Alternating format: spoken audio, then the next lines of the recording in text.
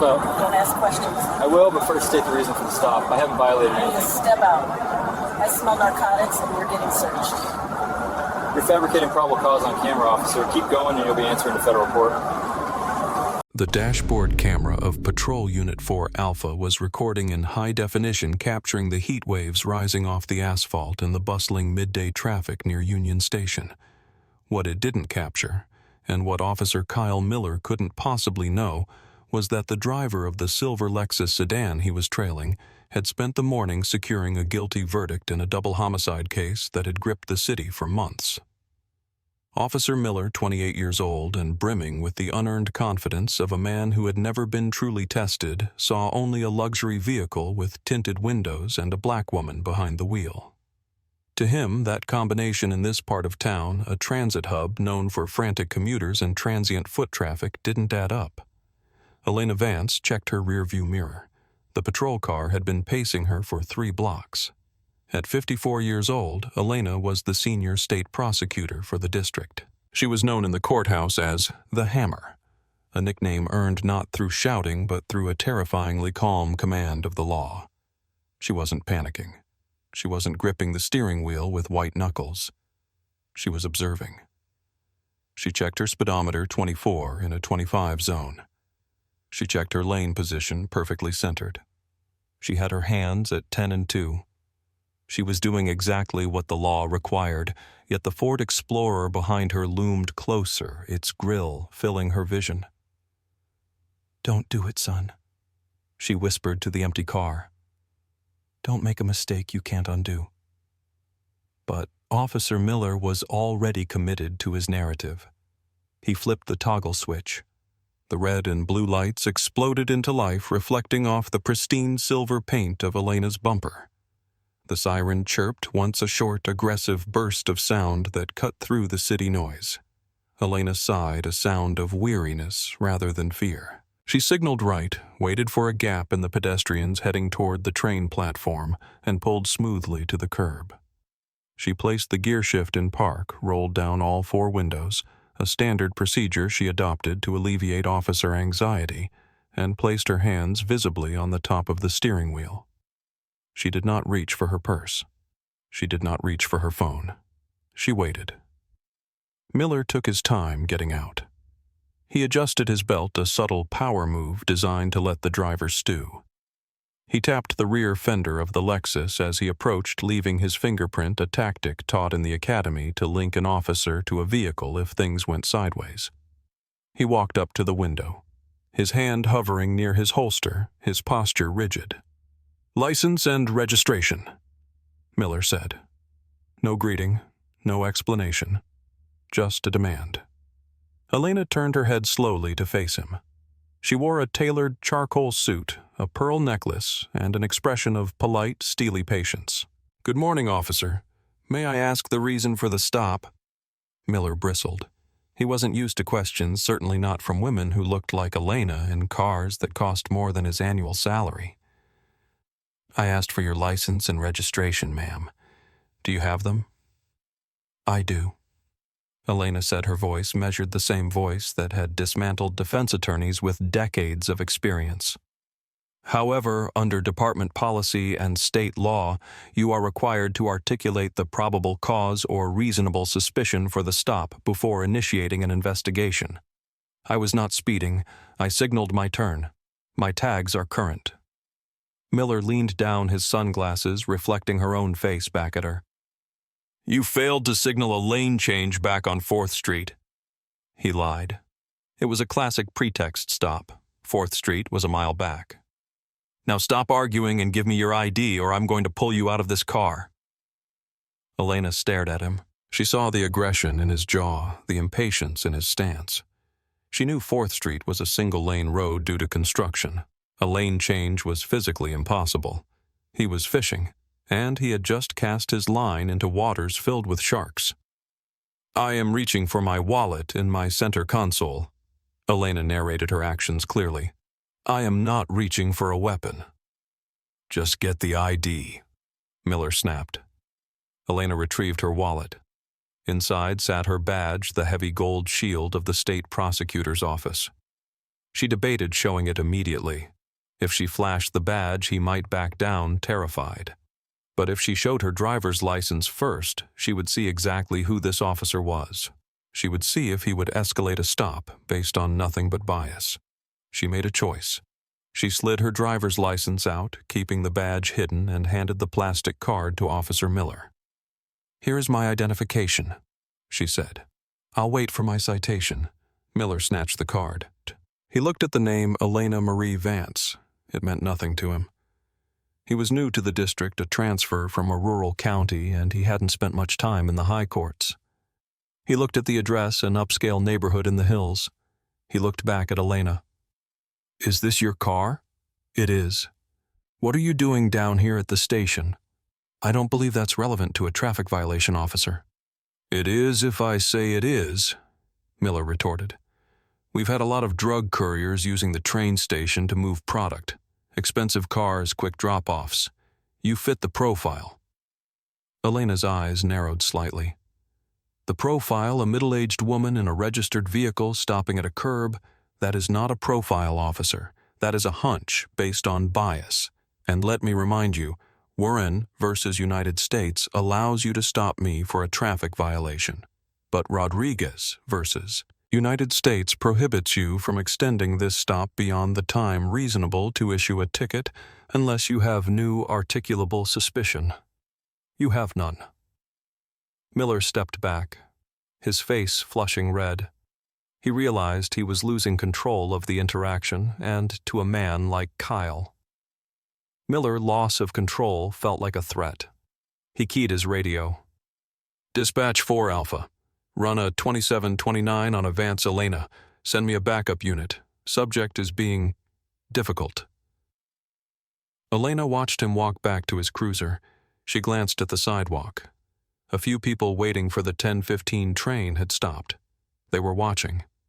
Good, she thought. The sun beat down on the roof of the Lexus, turning the interior into a greenhouse, but Elena Vance didn't dare turn on the air conditioning. She knew that starting the engine could be interpreted as an attempt to flee.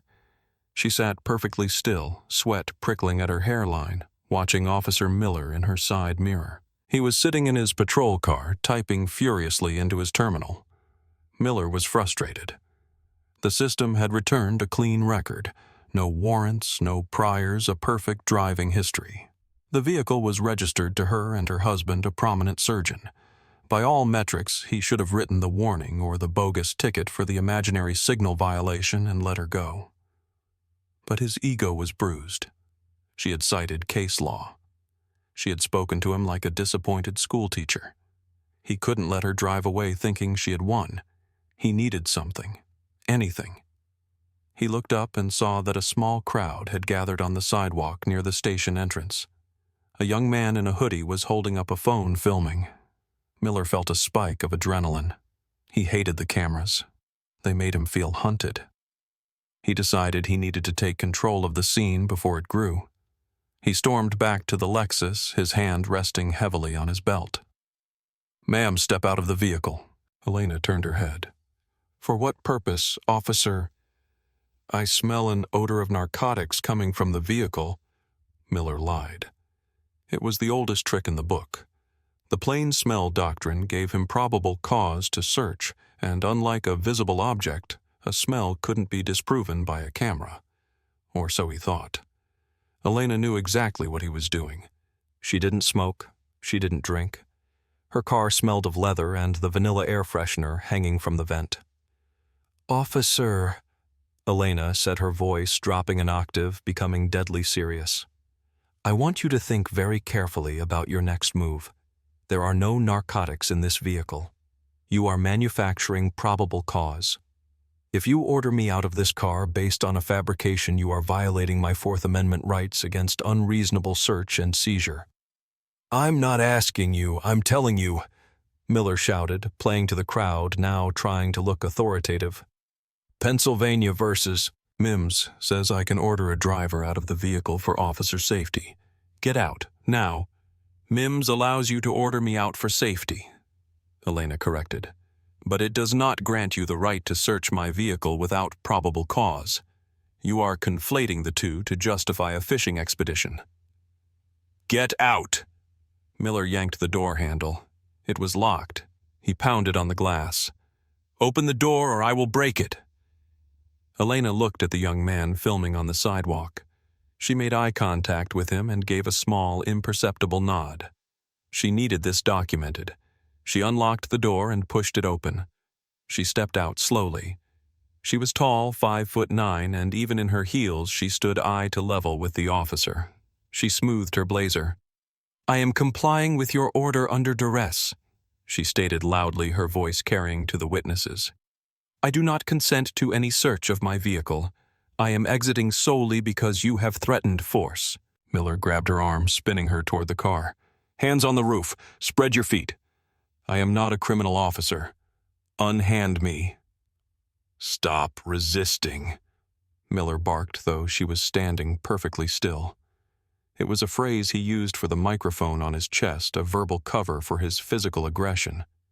He patted her down his hands, moving roughly over her tailored suit. He found nothing but a pen and a small notebook in her pocket. Where's the weed? He asked, leaning close to her ear. I know you have it. People like you always think you can hide it. Elena turned her head, her eyes locking onto his behind his sunglasses. People like me. Would you care to clarify that statement for the body camera officer? Are you referring to people like me who are state prosecutors or people like me who are black? Miller froze. The words took a second to register. State prosecutor. Senior State Prosecutor for this district, Elena clarified. I prosecute the cases you bring in. I sign the warrants you request.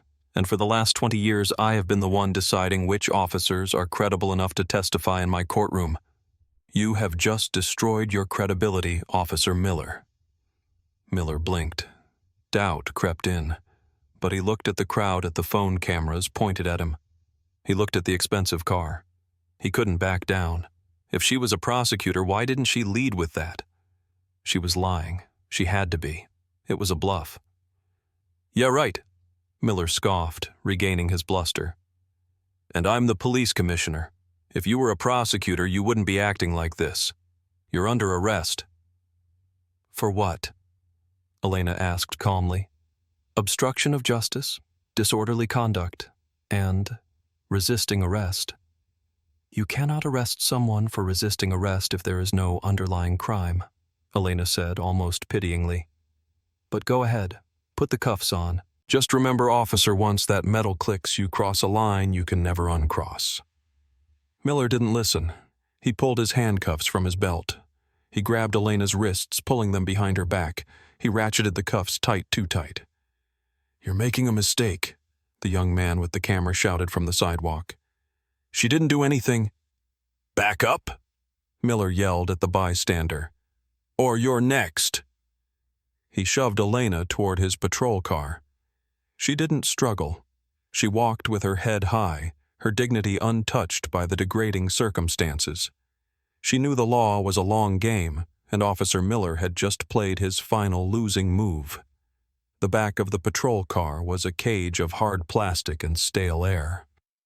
Elena sat awkwardly, her hands numb from the over-tightened cuffs, her knees pressed against the partition. From this vantage point, she watched Officer Kyle Miller tear her car apart. He didn't just search it. He ransacked it. He threw her legal briefs onto the pavement. He dumped her gym bag onto the hood. He ripped the floor mats out. He was desperate. He needed to find something, a roach, a pill, a weapon, anything to justify the arrest and the lie about the smell. But there was nothing to find. The only contraband he found was a stack of case files labeled State versus Johnson and a pristine copy of the California Penal Code. After 10 minutes of futile searching, Miller slammed the trunk of the Lexus. He stood there for a moment, hands on his hips, breathing hard. He looked at the camera witnesses who were still filming. He realized he was in trouble, but his mind couldn't process the magnitude of it yet. He grabbed Elena's purse, tossed it into the front seat of his cruiser, and climbed in. He didn't look at her. He put the car in drive and pulled away from the curb, leaving Elena's luxury car abandoned in a tow-away zone with the driver's door slightly ajar. "You left my vehicle unsecured," Elena said from the back. "That is a violation of department policy regarding prisoner property." "Quiet back there," Miller muttered. He turned up the radio, trying to drown out the voice of his own anxiety. The drive to the precinct was short, only about 15 minutes. Elena used the time to mentally catalog every violation. Terry's stop, without reasonable suspicion. Rodriguez violation for extending the stop. Mim's abuse. False arrest. Excessive force with the cuffs. Racial profiling. And the pièce de résistance falsifying a police report, which he would inevitably do when he wrote up the odor of marijuana. They pulled into the underground garage of the 4th Precinct.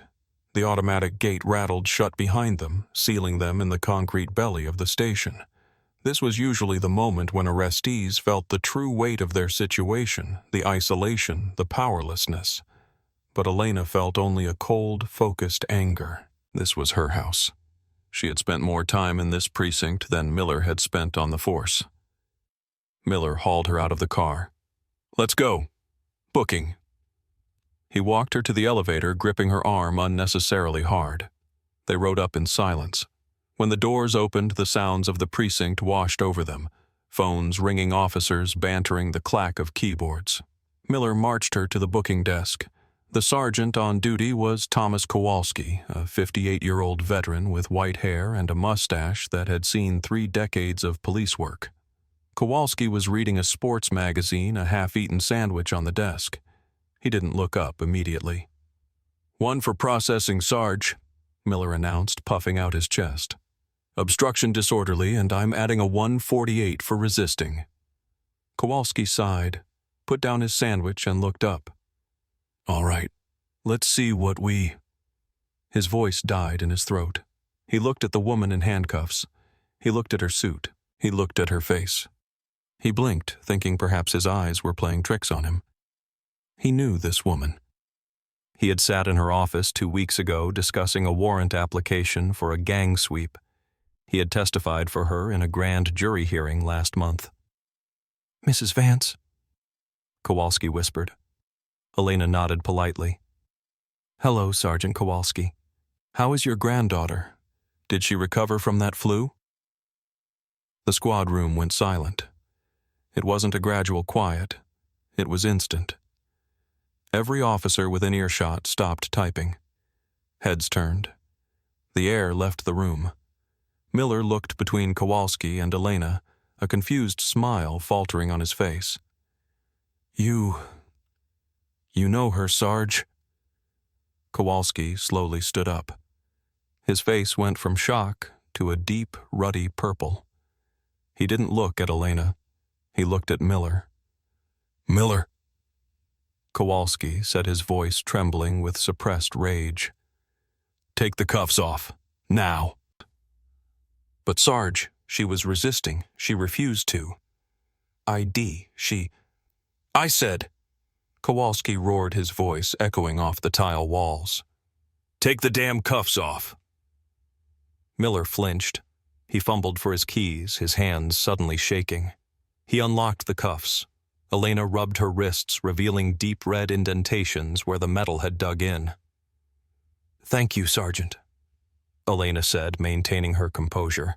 "I'm afraid Officer Miller has made a series of grave errors today. I'll need to speak with Captain Harrison immediately." "He's in a meeting, ma'am, but I'll get him," Kowalski said, coming around the desk. "Can I get you some water, coffee? I'm so sorry about this."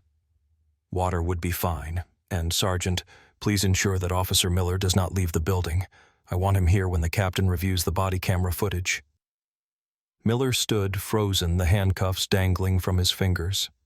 He looked at Elena, really looked at her for the first time. The realization hit him like a physical blow, the way the sergeant deferred to her, the way the other officers were looking at him not with support, but with horror. He hadn't just arrested a random driver. He had arrested the woman who held the keys to the entire justice system in the city. Captain Robert Harrison was a man who prided himself on running a tight ship. He was 5 years from retirement, looking forward to a pension and a fishing boat in Florida. When Sergeant Kowalski burst into his office interrupting a budget meeting, Harrison was annoyed. When Kowalski told him who was sitting in the holding area unbooked and demanding answers, Harrison felt the blood drain from his face. He didn't walk to the booking area, he ran.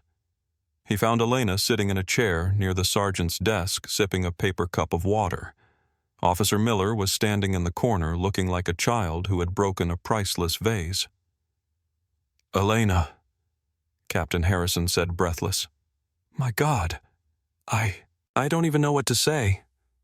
"Hello, Bob," Elena said. She didn't smile. "We have a problem." "I see that. Look, whatever happened, I'm sure it was a misunderstanding. Let's get you out of here. I'll drive you back to your car personally." "No," Elena said firmly. Harrison paused. "No. I am not leaving until this incident is fully documented. I want the incident report generated.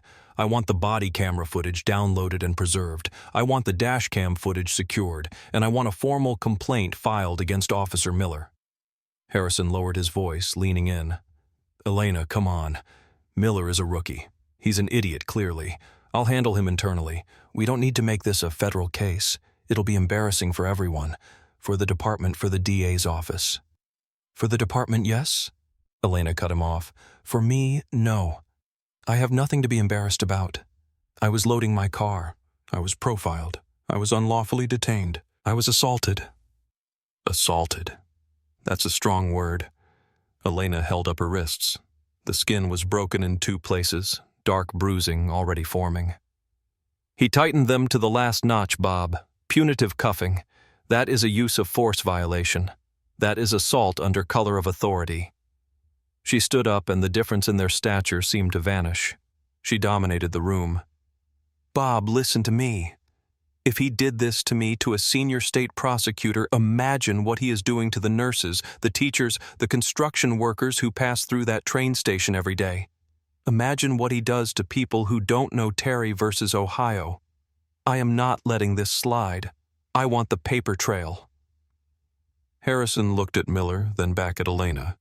He knew she was right, and he knew that if he tried to bury it, she would bury him. "Okay," Harrison said, defeated. "Kowalski, get the paperwork. Pull the footage." For the next 2 hours, the precinct operated in a surreal state.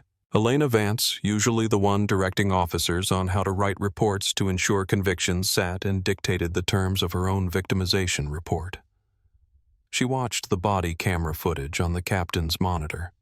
The video was damning. It showed Miller's aggression, his lies about the lane change clearly visible on the dash cam, that no lane change occurred, his fabrication of the marijuana smell. It showed Elena's calm legal assertions. It showed Miller's fragility. "He lied," Harrison muttered, watching the screen. "He straight up lied about the smell." "He did," Elena said. "Which means every arrest he has made based on probable cause searches involving smell is now suspect. You realize that, don't you, Bob? You're going to have to audit his entire caseload. I'm going to have to dismiss dozens of cases." Miller, standing by the door, heard this. His knees actually buckled. He slumped against the wall. It wasn't just his job anymore. It was his freedom. Filing a false police report was a felony. "I didn't know," Miller whispered. "I didn't know who she was." Elena spun around. "That is exactly the point, Officer Miller. It shouldn't matter who I am. The Constitution doesn't apply only to prosecutors and judges. It applies to the janitor and the CEO equally. If you need a badge to be treated with human dignity, then the system is broken." The story broke 36 hours later. Elena hadn't called the press, but the bystanders had. The video of the arrest, the tall, elegant black woman being manhandled by the aggressive young cop, went viral on social media before Elena had even left the station. The caption read, "Cop arrests state prosecutor for being black at the train station." By Wednesday morning, the mayor was on the phone. By Wednesday afternoon, the police chief was holding a press conference. They tried to frame it as an isolated incident involving a failure of communication. MASH. But Elena Vance was not interested in PR spin. She filed a federal lawsuit under 42 U.S. Code Section 1983, alleging deprivation of civil rights. The complaint was a masterclass in legal writing. It didn't just attack Miller. It attacked the city. It cited the failure to train, the lack of supervision, and the statistical anomalies in Miller's stop data. Elena's legal team, led by a shark from a private civil rights firm, subpoenaed Miller's history. What they found was a pattern so clear it looked like a script. Miller worked the train station sector. In his 18 months on the force, he had conducted 200 traffic stops. 85% of them were black or Hispanic drivers. 90% of those stops resulted in a search. Only 5% found contraband. He was a hunter, preying on people he assumed wouldn't fight back commuters, rushing to work people with out-of-state plates, people who looked poor. He had simply hunted the wrong lioness. The discovery phase of the lawsuit was brutal for the department. Emails surfaced where Miller joked with other officers about padding the stats at the station. Dashboard videos from previous stops showed the same pattern: the aggressive approach, the manufactured probable cause, the intimidation. The city attorney took one look at the mountain of evidence and the identity of the plaintiff and called for a settlement meeting. "We can't go to trial," the city attorney told the mayor. "Elena Vance will destroy us on the stand. She knows the jury instructions better than the judge does. And the video, it's indefensible." The settlement offer came in $500,000 and a statement of regret. Elena rejected it.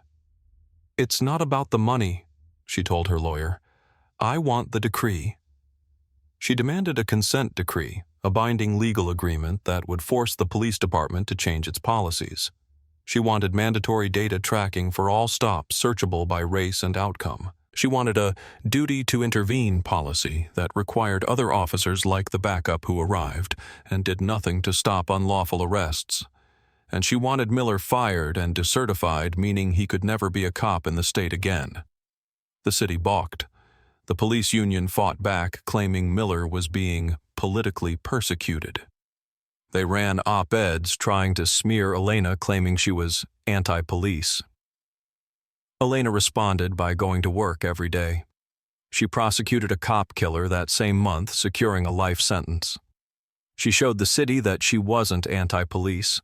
She was pro-justice. The contrast between her professionalism and Miller's thuggery was too sharp for the union's attacks to stick. 6 months after the incident, the pressure became too great. The Department of Justice had made inquiries signaling they might open their own investigation if the city didn't clean up its mess. The mayor capitulated. They agreed to all of Elena's terms. Officer Kyle Miller was terminated. His arbitration hearing was short. The video of him lying about the marijuana smell contrasted with the negative lab results, and the clean car was enough to sustain the firing for dishonesty and conduct unbecoming. He was stripped of his certification. The city council passed the Vance Ordinance requiring quarterly public audits of traffic stop data. The settlement was finalized at $1.2 million. Elena Vance didn't keep a dime. She created the Vance Legal Defense Fund, a scholarship and grant program designed to provide legal representation for indigent defendants who claimed they were victims of racial profiling. On the day the settlement was signed, Elena stood on the steps of the courthouse. The press was there in droves. "Justice is not a passive state," Elena told the cameras. "It is an active pursuit. Officer Miller saw a black woman in a nice car and assumed criminality. He assumed weakness. He was wrong on both counts. But we must ask ourselves, what if I had been a nurse? What if I had been a student? Would I be standing here today? Or would I be a statistic? Would I have a record? Would I have lost my job?" She paused, looking out at the city she served. "We cannot build a system that requires the victim to be a state prosecutor in order to survive a traffic stop. That is not justice. That is luck. And luck is not a constitutional right. Officer Miller left the state. Unable to find work in law enforcement or security due to his decertification and the high-profile nature of his disgrace, he moved back to the Midwest to work in his brother's landscaping business. He was 29 and his career was over. Back at the precinct, the atmosphere changed. The Vance decree was annoying to some officers but effective. Stops at the train station dropped by 40%, but the hit rate for actual contraband went up. Officers stopped fishing and started policing. They knew that Big Sister was watching, literally. Elena Vance was still in the DA's office, and every time an officer brought her a warrant application, they made damn sure their probable cause was rock solid. Elena returned to her normal life, but the incident left a mark. She drove the Lexus less. She found herself checking her rearview mirror more often. Even with her badge, even with her victory, the visceral memory of the handcuffs clicking shut never fully faded. One afternoon, a year later, she was leaving the courthouse. A young rookie officer fresh from the academy held the door open for her. "Good evening, Mrs. Vance," he said respectfully. Elena looked at him. He was young, nervous, trying to do the right thing. "Good evening, officer," she said. "Stay safe out there, and keep your eyes open." "Yes, ma'am. Always." "I don't mean for danger," Elena said softly. "I mean for the truth. Don't see what you expect to see. See what's actually there." The rookie nodded, not fully understanding the weight of her words, but sensing their importance. The sun began to set over the city, casting long shadows across the train station where it had all begun. The spot where Elena had been pulled over was just a patch of asphalt now indistinguishable from the rest of the road. But the impact of those 20 minutes rippled through the entire legal system of the state. Elena sat in her office looking at the framed photo of her swearing-in ceremony.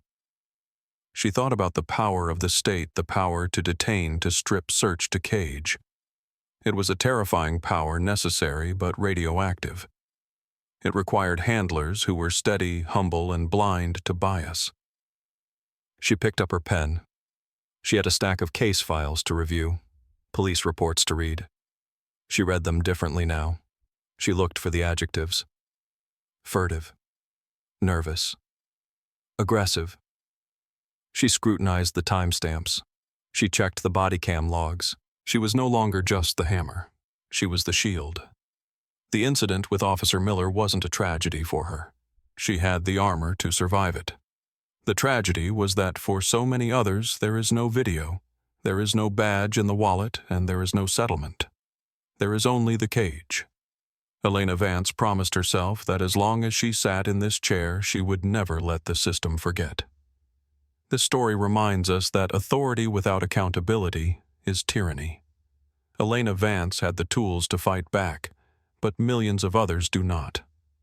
It forces us to ask how many Officer Millers are out there, and how many innocent lives have been derailed because they didn't have the resources to fight a false narrative. What would you have done if you were in Elena's shoes? Would you have revealed your identity immediately or let the officer dig his own grave? Let me know in the comments below. And if you believe in holding power accountable, please hit that subscribe button. It helps us tell more stories that matter.